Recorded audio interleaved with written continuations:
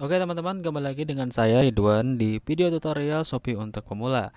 Di video sebelumnya kita sudah bahas tentang bagaimana cara membuka toko di Shopee, mulai dari cara membukanya sampai pembuatan akun sellernya, setting alamat dan sebagainya. Pokoknya kalian tonton deh video sebelumnya kalau belum paham terkait dengan cara buka toko di Shopee.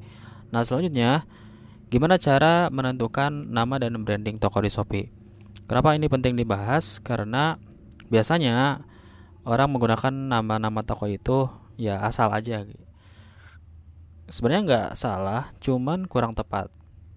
Kalau misalnya kita ingin toko kita lebih dikenal orang, toko kita lebih memiliki value yang lebih dengan toko-toko yang lainnya, maka kita bisa melakukan teknik menggunakan nama-nama yang memang berkaitan dengan toko kita dan melakukan brandingan toko. Yang pertama, kita buat nama yang berhubungan dengan produk yang dijual. Pastikan teman-teman membuat nama yang memang sesuai dengan produk yang teman-teman jual. Fungsinya buat apa? Fungsinya buat orang-orang itu akan lebih mudah menangkap informasi ketika mendengar nama store teman-teman. Contoh, kalau misalnya teman-teman jual sepatu bisa menggunakan kata-kata yang berkaitan dengan sepatu, kayak Star Shoes atau running atau hal-hal lainnya yang berkaitan dengan sepatu, dunia sepatu. Atau ketika teman-teman jualan produk makanan, bisa juga menggunakan nama-nama yang berkaitan dengan makanan kayak snack. Snack kan makanan ringan. Nah, bisa kita gunakan nama snack ini. Contoh deh, Snackpedia atau jajanin aja. Bisa juga berkaitan dengan aktivitasnya kayak tadi ya. Kayak jajan. Orang kalau jajan pasti langsung ingat atau langsung terlintas di pikiran mereka yaitu dengan makanan. Walaupun nggak jajan sebenarnya nggak harus dengan makanan, tapi orang akan lebih cepat menangkap ketika mendengar kata jajan itu adalah makanan. Nah, ketika kita menggunakan brand jajanin aja atau menggunakan nama toko jajanin aja, contoh ini ya, maka orang akan langsung paham, oh kita tuh jualan produk-produk makanan atau produk-produk jajanan yang biasa kita makan. Sehingga toko kita akan lebih mudah dikenal orang dan gampang diingat. Namanya jangan asal-asal juga. Saya mau nama-nama yang keren tapi susah diingat, itu jangan. Karena nanti akan lebih lama untuk brandingannya. Contoh yang menggunakan teknik ini adalah kayak dropshipaja.com atau Bukalapak. Itu kan salah satu perusahaan-perusahaan yang menggunakan nama-nama ini yang berkaitan dengan produk yang mereka tawarkan. Kayak dropship aja yang miliknya Riko Huang itu menawarkan produk atau jasa dropship. Kayak Bukalapak, dia menawarkan marketplace yang bisa membuat kita jualan kayak di Shopee gini. Nah, ini yang berpengaruh juga. Inilah yang kemudian menjadikan nama itu memiliki makna. Maka kan ada istilah apalah arti sebuah nama. Karena memang nama toko ini akan berpengaruh juga nanti kepada perkembangan toko kita ke depan. Kalau misalnya kita benar-benar mau fokus dan ngembangin toko kita sampai menjadi besar. Atau menggunakan nama-nama daerah asal kita. Misalnya snack Bogor murah. Nah, ini berarti adalah makanan ringan yang berasal dari Bogor yang harganya murah gitu maknanya. Atau contoh lain, misalnya kayak sate Madura, kayak soto Lamongan, sate Marangi, eh, dan makanan-makanan yang lainnya yang menjadi ciri khas dari daerah tersebut. Nah, ini juga kita bisa gunakan sehingga orang akan langsung paham ketika mendengar kata dodol. Apa yang akan kita tulis? Pasti kan dodol Garut yang paling terkenal. Nah, itu yang menjadikan nama itu menjadi sangat powerful sekali. Maka gunakanlah nama-nama yang mudah diingat dan berkaitan dengan produk yang dijual. Selanjutnya yaitu kenapa sih harus di branding? Kenapa nggak asal aja udah kita jualan pakai nama kita sendiri? Ya nggak apa-apa. Saya sendiri pun menggunakan nama One Store Official, tapi itu di toko yang kedua. Nah, ini yang pertama yaitu supaya mudah dikenal oleh orang. Dengan adanya brandingan kayak tadi, orang akan lebih cepat kenal dengan produk kita. Kalau kita dengar nama dodol yang terlintas di benak kita, pasti yang pertama adalah dodol Garut gitu. Nah, ini agar produk kita itu mudah dikenal orang dengan cara melakukan branding ini, maka gunakanlah nama yang baik. Lalu menjadi identitas produk atau jasa kita, menjadi pembeda dengan kompetitor, memberikan daya tarik, membentuk kepercayaan pelanggan. Nah, ini akan menjadikan produk kita itu akan menjadi lebih eksklusif dan akan berbeda dengan kompetitor yang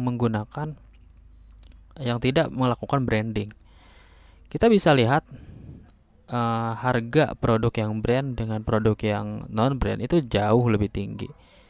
Kenapa? Karena itulah yang membuat orang itu akan senang membuat konsumen itu akan senang ketika membeli produk yang branded.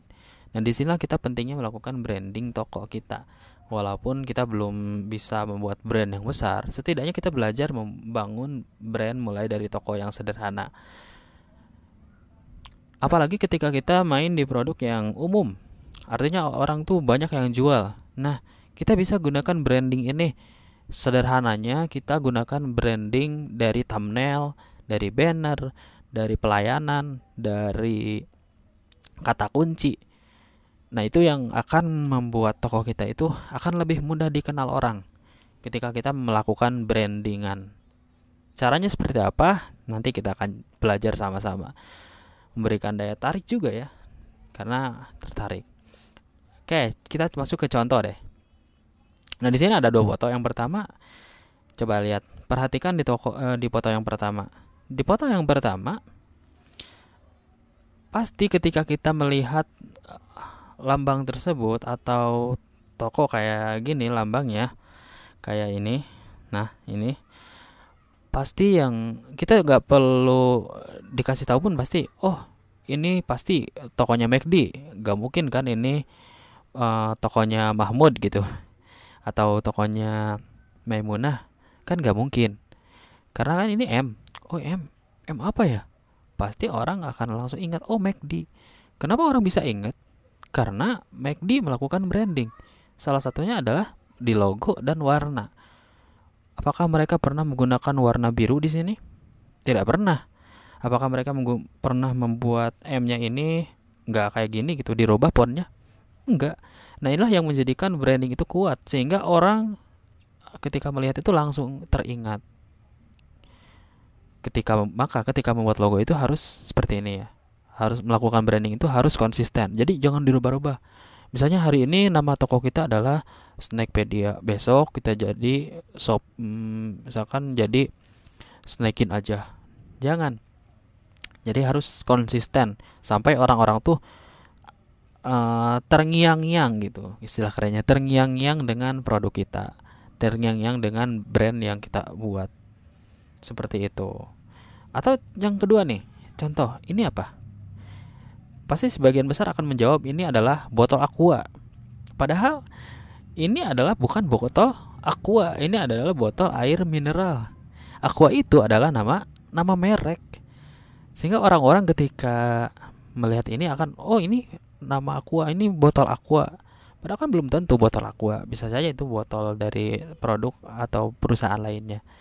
Tapi karena brandingan Aqua ini kuat, karena mereka menjadi perusahaan air yang pertama kalau nggak salah ya di Indonesia, sehingga orang ketika melihat bentuknya seperti ini, melihat botol seperti ini, mereka akan mengatakan bahwa ini adalah botol Aqua, walaupun sebenarnya ya ini nggak tahu botol Aqua, nggak tahu botol minuman mana. Tapi inilah yang menjadi kekuatan branding itu, sehingga orang-orang itu akan tadi terngiang-ngiang dengan brand kita, terngiang-ngiang dengan produk yang kita tawarkan. Nah, apa saja yang harus branding? Ya, ini secara globalnya aja.